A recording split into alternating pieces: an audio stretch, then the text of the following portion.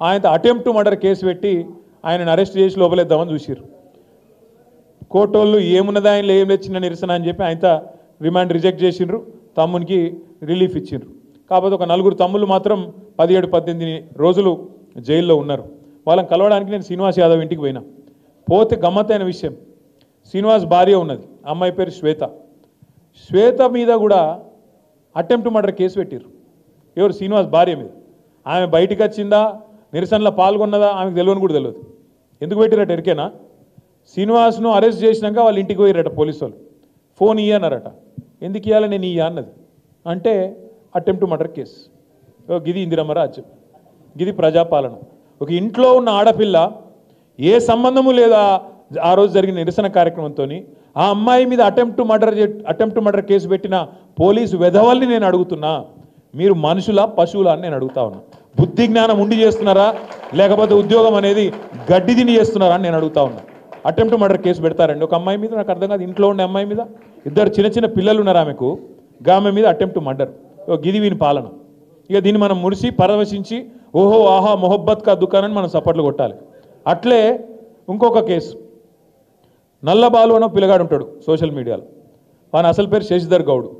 ఆ శశిధర్ గౌడ్ మీద ఇప్పటికి 12 కేసులు పెట్టారు. ఆఖరికి మొన్న ఒక రీట్వీట్ కొట్టినందుకు, బీఆర్ఎస్ పార్టీ పెట్టిన ఒక పోస్టుకు రీట్వీట్ కొడితే ఆ పిల్లగాన్ని అరెస్ట్ చేసి అన్నం తింటుంటే బరబర గుంజుకపోయి ఎవడో ఉగ్రవాదో తీవ్రవాదో అన్నట్టు గుంజుకపోయి 20 రోజులు జైల్లో పెట్టిండ్రు.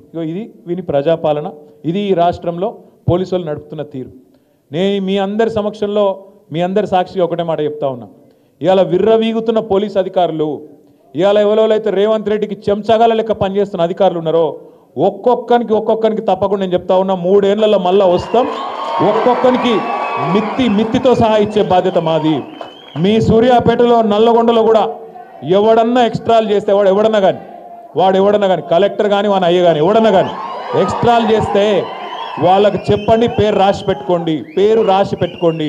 నేను పక్కా చెప్తున్నా 3 ఏళ్లలో మీ అందరి దయతో తెలంగాణ ప్రజల ఆశీర్వాదంతో తిరిగి కేసీఆర్ గారు ముఖ్యమంత్రి అవుతారు. బరాబర్ హిసాబ్ కితాబ్ చేస్తాం. ఇలా ఎగిరెగిరి పడుతున్న కాంగ్రెస్ నాయకులు, వాళ్ళకు తొత్తులుగా పనిచేస్తున్న కొంతమంది పోలీసులు తప్పకుండా మిత్తితో సహా ఇచ్చే బాధ్యత నాది అనే మాట నేను విజ్ఞప్తి చేస్తా ఉన్నా. ఎవన్ అయ్యకు భయపడేది లేదు.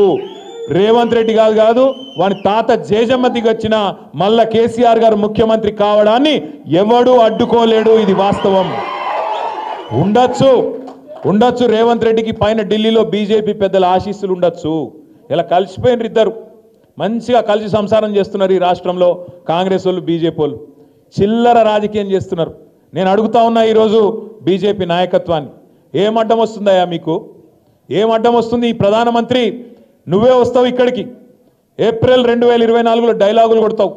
ఈ రాష్ట్రంలో ఆర్ఆర్ ట్యాక్స్ వసూలు చేస్తున్నారు, రాహుల్ రేవంత్ ట్యాక్స్ వసూలు చేస్తున్నారు, బిల్డర్లను కాంట్రాక్టర్లను మరి తోలు వలిచి వసూలు చేస్తున్నారని నువ్వే మాట్లాడుతావు.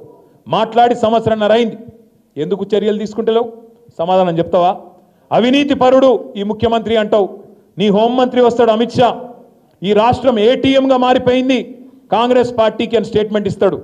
కానీ మరి ఏటీఎంలకి వెళ్ళి దొంగలు ఇష్టమైనట్టు గీక్కపోతుంటే ఏం చేస్తున్నావు హోంమంత్రి అని నేను అడుగుతా ఉన్నా కేంద్ర హోంమంత్రి గారిని. పొంగులేటి శ్రీనివాసరెడ్డి అని ఒక మంత్రి ఉంటాడు ఈ రాష్ట్రంలో. ఆ మంత్రి గారి ఇంటి మీద ఈడీ రైడ్ అవుతుంది. మీ టీవీలో స్క్రోలింగ్లు పెడతారు. 2 పెద్ద మిషన్లు పోయినాయి, నోట్లను లెక్క పెట్టే మిషన్లని.